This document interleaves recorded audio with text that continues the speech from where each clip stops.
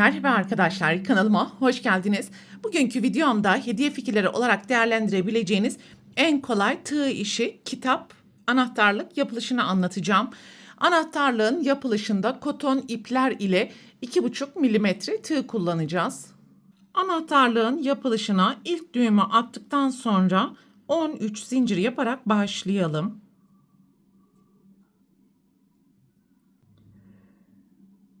İkinci zincirden başlayarak yan yana 12 tane sık iğne yapalım.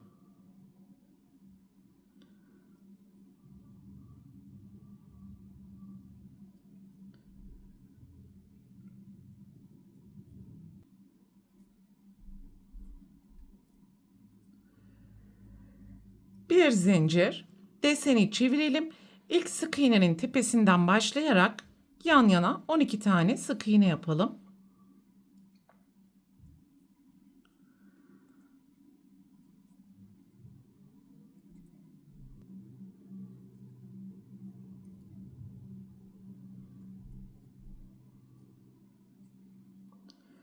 Bir zincir, deseni çevirelim. İkinci sıradaki işlemleri tekrar ederek toplam 8 sıra olana kadar örmeye devam edelim.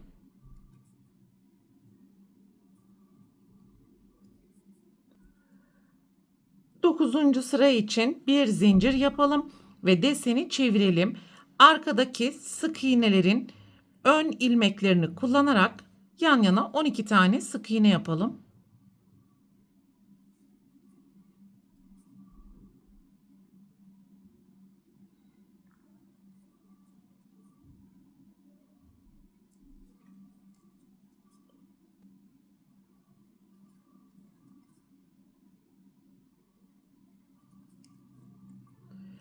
Bir zincir, deseni çevirelim.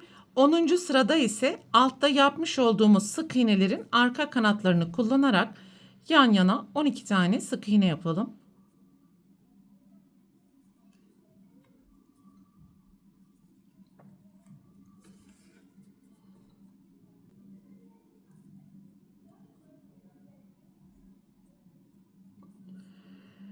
Bir zincir, deseni çevirelim ve altta yapmış olduğumuz 8 sıralık sık iğne işlemini tekrar edeceğiz. Alttaki tüm sık iğnelerin tepesine yan yana 12 tane sık iğne yapacağız ve 10. sıradan sonra bu işlemi altta olduğu gibi 8 sıra tekrar edeceğiz.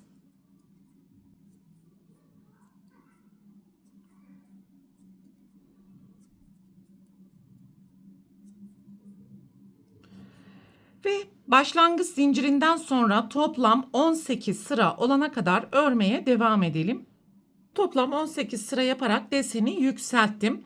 Ve 18. sıranın sonuna geldiğimiz zaman bir zincir yapalım. Yan taraftaki her sırada bulunan ilmeğin tepesine sık iğne yapacağız. Başlangıç zincirindeki ilmeklerin tepesine yan yana 12 sık iğne, uzun kenardaki tüm ilmeklerin tepesine sık iğne ve son yaptığımız sıradaki sık iğnelerin tepesine sık iğne yaparak tüm dikdörtgenin etrafını sık iğne ile çevreleyeceğiz.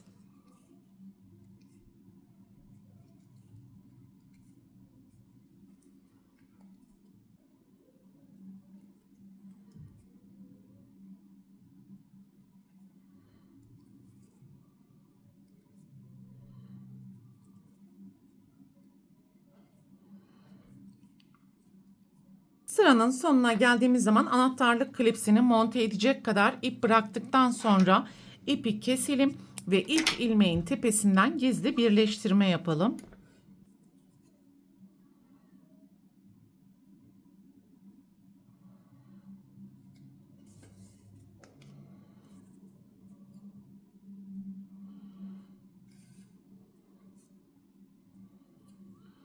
Bu ipi de arka taraftaki ilmeklerin arasından gizleyelim ve kitabın dış kapağını oluşturan tam orta noktadan yukarıya doğru ipi taşıyalım. Yani buradaki noktaya kadar.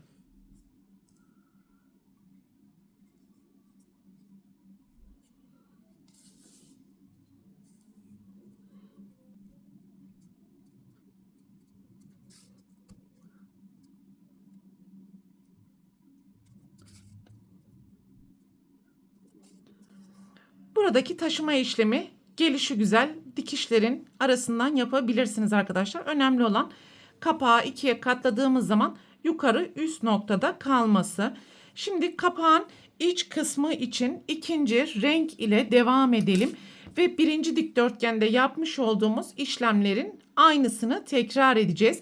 Sadece zincir sayısı ve sıra sayılarında değişiklik olacak. 16 zincir yaparak başlayalım.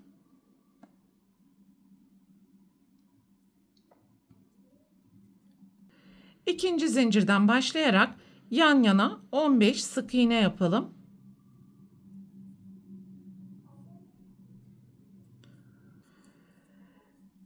Bir zincir, deseni çevirelim.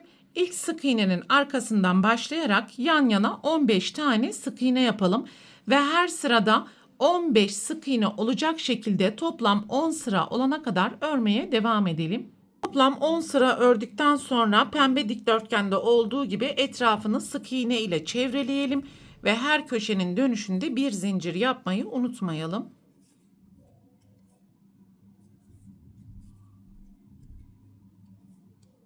Beyaz dikdörtgen parçayı da oluşturduk. Şimdi burası kitabın iç kısmını oluşturacağı için bunu üst üste koyup yapıştıracağız.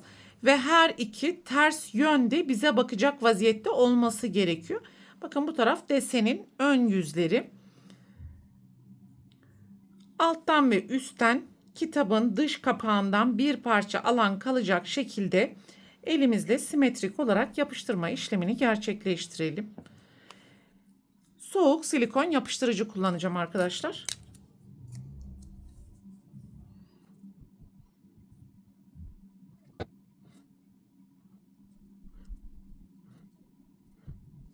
Şimdi tekrar kitabın en iç kısmına yapıştırıcıyı sürelim ve ikiye katlayarak tekrar yapıştıralım.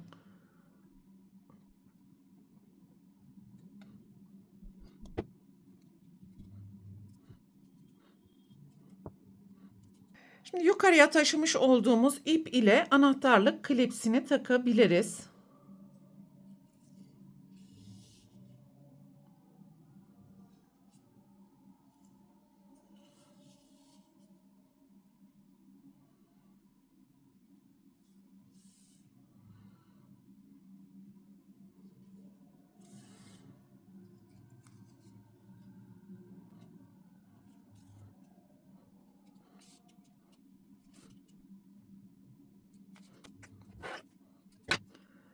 Evet. Böylelikle anahtarlığımızın da tüm yapılış aşamalarını tamamlamış olduk. İsterseniz üzerlerine düğme, yıldız gibi farklı süsleme aparatları da yapıştırabilirsiniz arkadaşlar.